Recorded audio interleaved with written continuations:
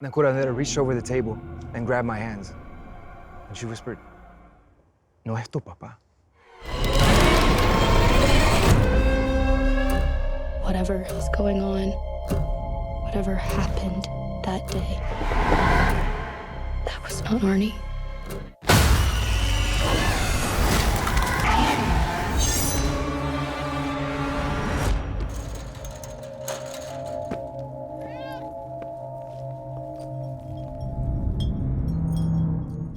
My dad was my best friend. So when I lost him suddenly last spring, I just couldn't accept it. I couldn't. My friend's mom took me to see a curandera, like a medium. She explained to me that objects can serve as a gateway for the spirits to sort of channel through so we can communicate with them. So I brought my dad's favorite lighter. We're at the house, and we're sitting at this table.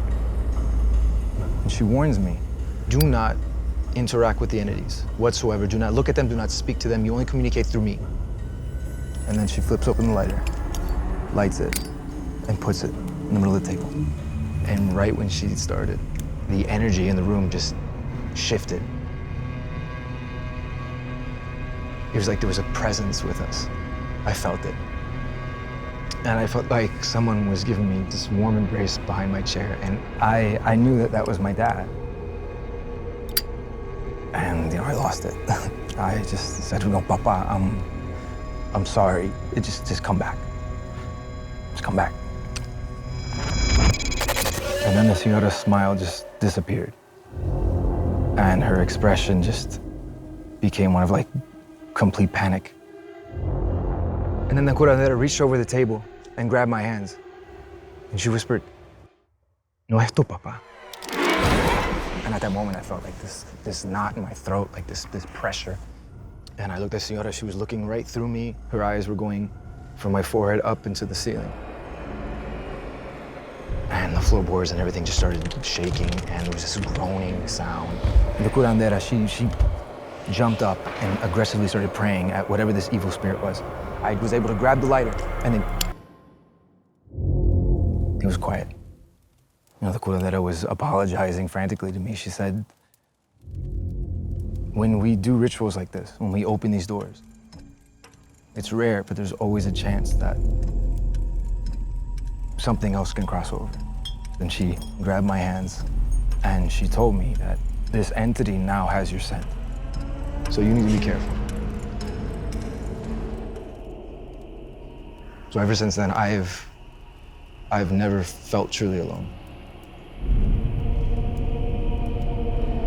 I know it's silly, but growing up in a small town, everyone knew each other, so you really had to ride out far to truly get away.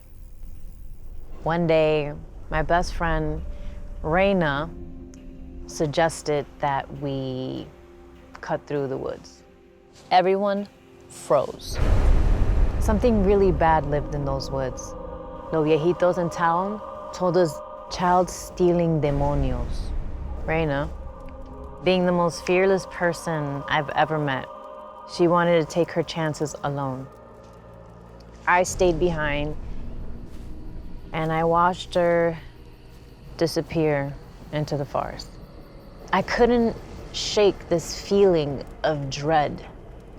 Raina and I used to sneak into each other's bedrooms all the time, so it wasn't weird when I heard my window slide open. She just crawled into my bed, pulled the sheet over her chest.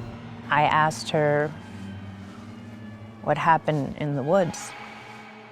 She stared at me with this gruesome smile. It wasn't her smile, it was like something pretending to smile. Before I can do anything, she gave me this mal de ojo bracelet, she pressed it in my hand, and she just crawled out my window. I think I have this because it didn't need it anymore. That reminds me of a story I know.